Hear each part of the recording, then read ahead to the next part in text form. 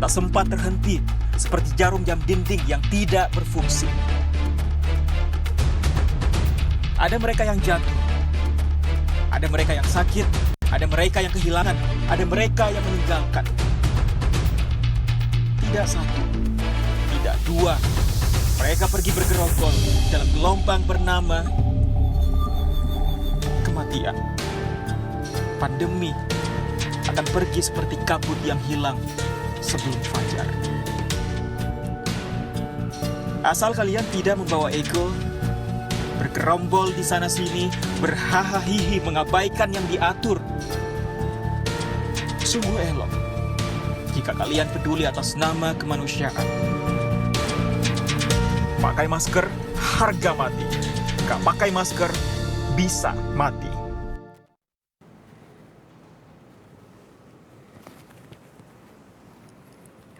Assalamualaikum warahmatullahi wabarakatuh. Selamat sore, salam sejahtera untuk kita semuanya.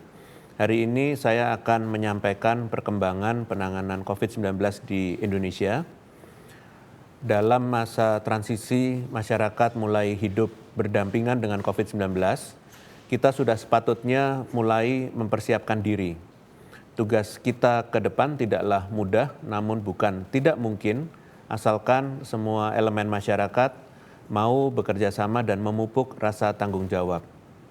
Bentuk tanggung jawab tersebut tercermin dalam komitmen masyarakat menjalankan protokol kesehatan di setiap aspek kehidupan, termasuk dalam rumah, dalam perjalanan, atau dalam beraktivitas di luar rumah.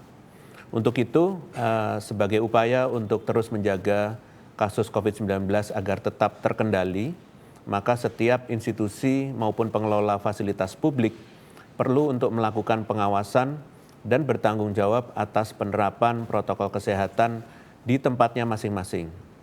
Masyarakat perlu mengetahui bahwa sistem ini adalah modal kita untuk tetap hidup sehat dan produktif walaupun COVID-19 masih berdampingan dengan kita.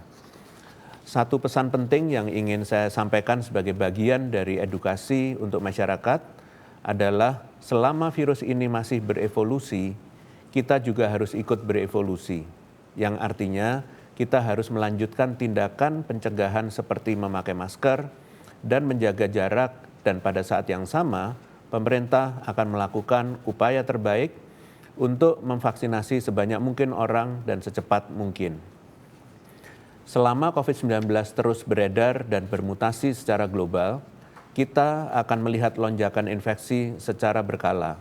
Tetapi jika virus ini berperilaku seperti virus serupa lainnya, lonjakan ini akan mengecil seiring dengan waktu karena sebagian besar populasi akan memiliki kekebalan, baik melalui vaksinasi atau infeksi sebelumnya. Dan setiap kali ada gelombang baru. Saya akan menyampaikan perkembangan COVID-19 di Indonesia. Kasus COVID-19 mingguan per tanggal 22 Agustus 2021 kembali mengalami penurunan, yaitu dari yang sebelumnya 188.323 menjadi 125.102 kasus. Penurunan di minggu ini menandakan penurunan yang telah terjadi selama 5 minggu berturut-turut. Ini adalah kabar baik yang perlu terus dipertahankan dan semakin diperbaiki lagi ke depannya. Kemudian, saya perlu menyampaikan terkait dengan jumlah orang yang diperiksa COVID-19 mingguan. Sayangnya jumlah orang yang diperiksa juga mengalami penurunan. Jumlah tertinggi dicapai pada tanggal 18 Juli lalu, yaitu sebesar 1.146.793 orang diperiksa, sedangkan di minggu ini sebesar 688.906. Namun, jumlah di minggu ini masih lebih tinggi 3 kali lipat dibandingkan jumlah orang diperiksa pada sebelum terjadi lonjakan kasus. Pada sebelum lonjakan kasus, tepatnya pada tanggal 16 Mei, jumlah orang diperiksa mingguan hanya sebesar 203.510 orang. Ini menandakan bahwa jumlah testing di Indonesia masih diupayakan untuk terus diperbaiki seiring dengan berjalannya waktu. Yang menjadi tantangan adalah bagaimana agar peningkatan testing ini dapat dipertahankan pada jumlah yang stabil sehingga tidak ada penurunan yang signifikan dan berturut-turut, terutama testing dalam kelompok prioritas seperti orang bergejala atau orang yang memiliki riwayat kontak erat dengan pasien positif. Untuk itu, saya mohon kepada masyarakat untuk berpartisipasi dengan menjawab dengan jujur dan tidak takut untuk diperiksa ketika mengalami gejala atau memiliki riwayat kontak erat demi keselamatan kita bersama. Selanjutnya, jika dilihat dari segi positivity rate mingguan di tingkat nasional, maka pada periode tanggal 16 sampai dengan 22 Agustus, angkanya sudah turun dibandingkan dengan puncak, yaitu dari 30,54% menjadi 18,15%. Namun, meskipun sudah turun, angka ini masih lebih tinggi dari sebelum lonjakan kasus kedua, yaitu pada kisaran bulan Juni yang hanya 9,44%. Selain itu, positivity rate di tingkat provinsi, angkanya masih perlu menjadi perhatian. Hanya DKI Jakarta yang sudah berada di bawah 15%, yaitu 11,7%. Terdapat 10 provinsi yang positivity rate-nya masih di atas 30%, yaitu Sulawesi Tengah, Sulawesi Utara, Sumatera Utara, Sulawesi Barat, Jawa Tengah, Kalimantan Tengah, Kalimantan Selatan, Jambi, Lampung, dan Aceh.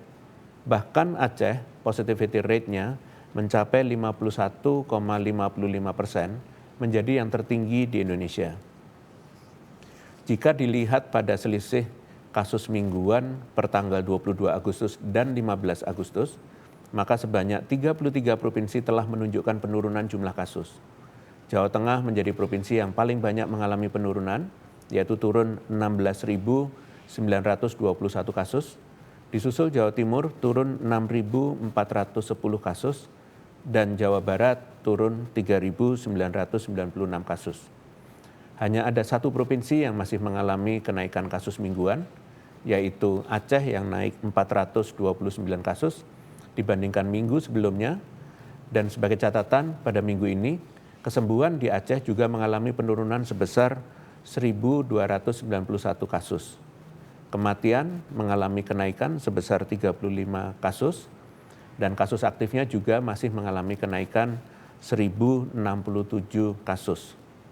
BOR di Aceh juga meningkat dibandingkan minggu sebelumnya dari 56% naik menjadi 59%. Untuk itu, sekali lagi, saya ingatkan penting untuk setiap pimpinan daerah untuk membaca data, tidak hanya perkembangan secara umum, namun juga kondisi detail seperti positivity rate, selisih kasus mingguan, serta jumlah kasus aktifnya.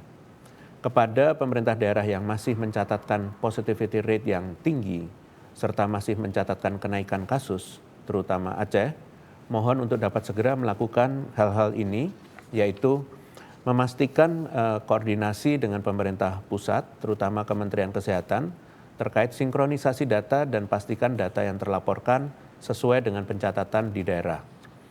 Kemudian terus meningkatkan jumlah pemeriksaan di wilayahnya. Positivity rate yang tinggi dapat terjadi karena jumlah testing yang rendah.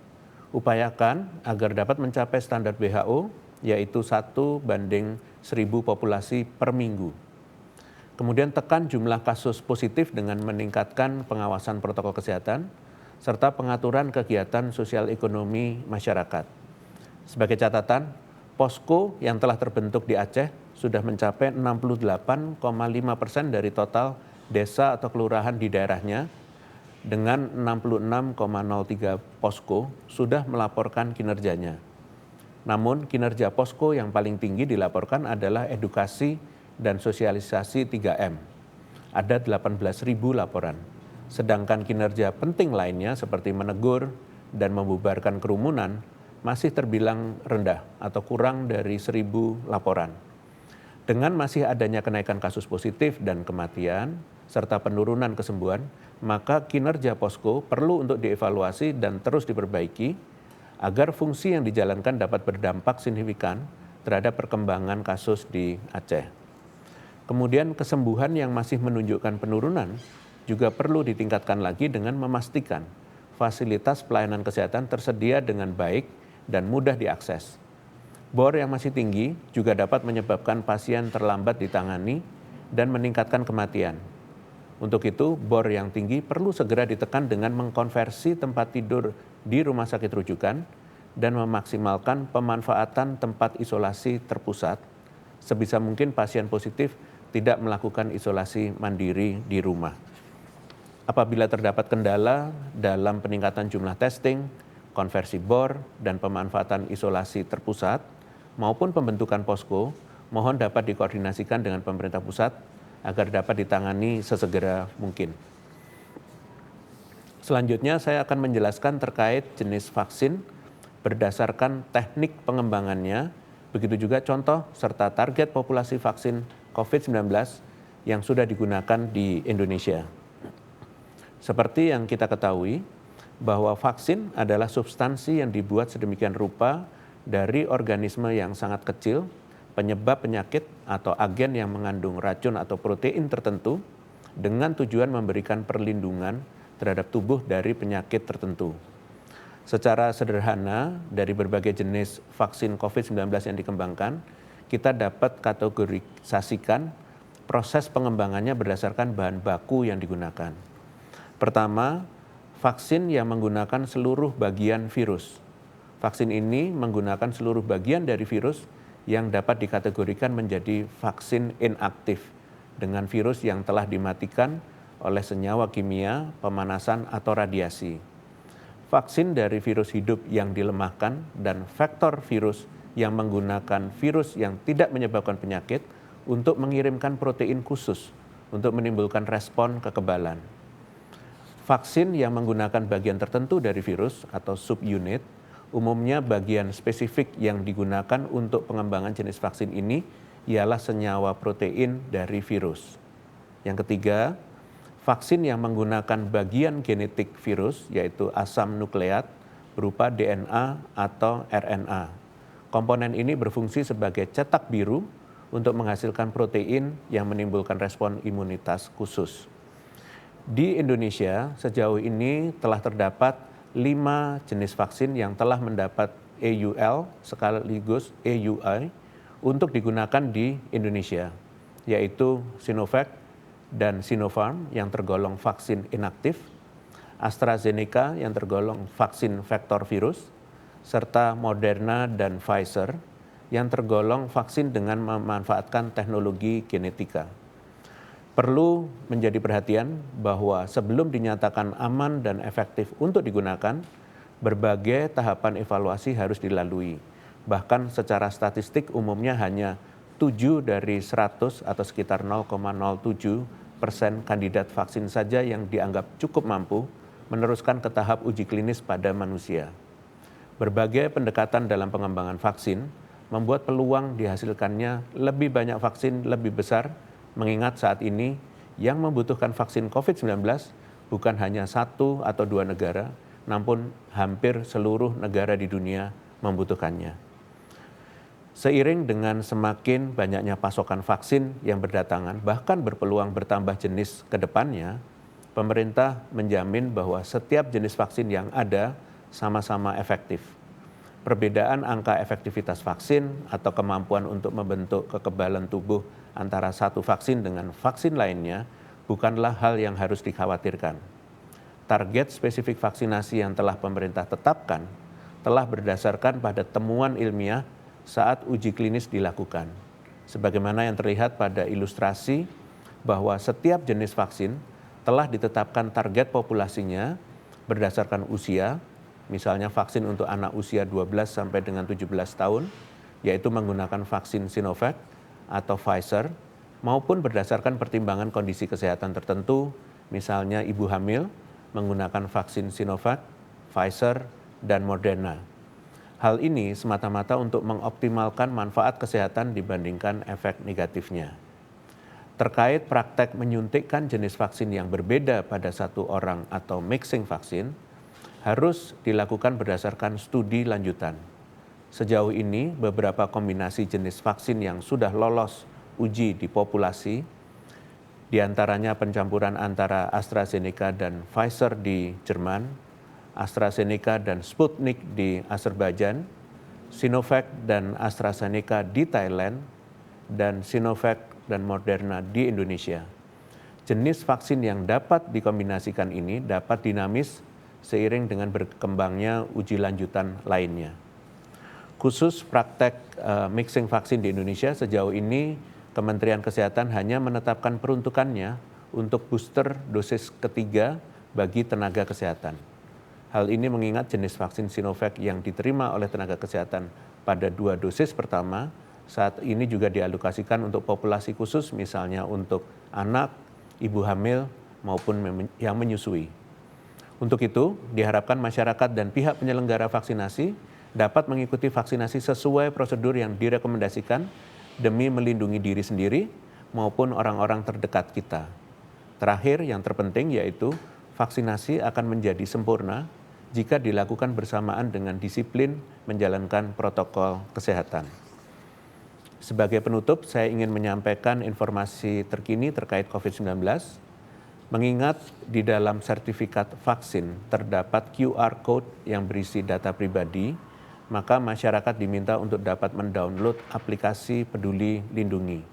Dengan menggunakan aplikasi Peduli Lindungi, maka masyarakat tidak lagi perlu mencetak sertifikat vaksin, sekaligus juga dapat melindungi data pribadi dari potensi kebocoran dan penyalahgunaan oleh pihak yang tidak bertanggung jawab. Badan POM telah resmi mengeluarkan Emergency Use of Authorization untuk vaksin Sputnik yang dikembangkan oleh The Gamaleya National Center of Epidemiology and Microbiology di Rusia yang menggunakan platform non-replicating viral vector. Vaksin Sputnik untuk masyarakat berusia 18 tahun ke atas dan diberikan secara injeksi intramuskular dengan dosis 0,5 ml untuk 2 kali penyuntikan dalam rentang waktu 3 minggu. Demikian konferensi pers pada hari ini. Saya lanjutkan dengan sesi tanya jawab media. Terima kasih. Pertanyaan dari fatberita1.com, setelah beberapa daerah di Jawa masuk kategori PPKM level 3, khususnya di Jabodetabek, mulai dilakukan pelaksanaan simulasi PTM di Jabodetabek. Apakah ada aturan yang terperinci terkait pelaksanaan PTM ini, terutama untuk mencegah sekolah menjadi klaster penyebaran COVID-19? Dan apakah mencakup juga pengawasan protokol kesehatan setelah selesai melakukan kegiatan di sekolah? Siapa yang terlibat untuk mengawasi dan sejauh ini apa evaluasi dari simulasi tersebut? Terima kasih. Terima kasih berita1.com. Hingga pertanggal 22 Agustus 2021, sebanyak 31% dari total laporan, yaitu 261.040 satuan pendidikan yang berada pada daerah dengan PPKM level 3, 2, dan 1, ini telah menyelenggarakan pembelajaran tatap muka secara terbatas dengan protokol kesehatan yang ketat. Untuk memastikan keamanan masyarakat yang terjamin melalui protokol kesehatan yang dijalankan dengan baik, maka satuan pendidikan perlu membentuk Satgas. Pada prinsipnya, sistem pengawasan yang komprehensif dalam pembelajaran tatap muka bukan hanya tanggung jawab satuan pendidikan, tetapi juga orang tua di rumah dan unsur lingkungan lainnya di bawah pengawasan posko dan berbagai Satgas yang juga dibentuk di berbagai fasilitas umum dan sosial. Regulasi yang dijadikan dasar untuk menyelenggarakan pembelajaran tatap muka secara nasional, yaitu keputusan bersama Menteri Pendidikan dan Kebudayaan, Menteri Agama, Menteri Kesehatan, dan Menteri Dalam Negeri tentang panduan penyelenggaraan pembelajaran di masa pandemi Coronavirus Disease 2019, dan Instruksi Mendagri nomor 35, 36, dan 37 tahun 2021 terkait pelaksanaan PPKM dengan mengoptimalkan posko penanganan COVID-19 di tingkat desa dan kelurahan, serta panduan pengawasan dan pembinaan penerapan protokol kesehatan di satuan pendidikan dari Kementerian Kesehatan. Dalam mengatur operasional pembelajaran tatap muka, beberapa regulasi ini telah mencakup 3 aspek besar, yaitu terkait persiapan baik sebelum dan selama perjalanan, pelaksanaan di satuan pendidikan, dan evaluasinya. Secara teknis, di dalamnya mengatur kapasitas, sistem screening kesehatan yang telah terintegrasi dengan sistem Peduli Lindungi, sebagaimana yang juga diterapkan pada pembukaan di sektor lainnya. Kemudian penetapan kriteria peserta didik maupun pengajar yang boleh mengikuti kegiatan tatap muka. Beberapa strategi juga diterapkan untuk meminimalisir celah penularan, misalnya terkait dengan ventilasi, jarak, durasi, maupun standar perilaku setiap unsur yang terlibat. Baik, dengan demikian konferensi pers pada sore hari ini berakhir. Terima kasih atas perhatiannya. Wassalamualaikum warahmatullahi wabarakatuh.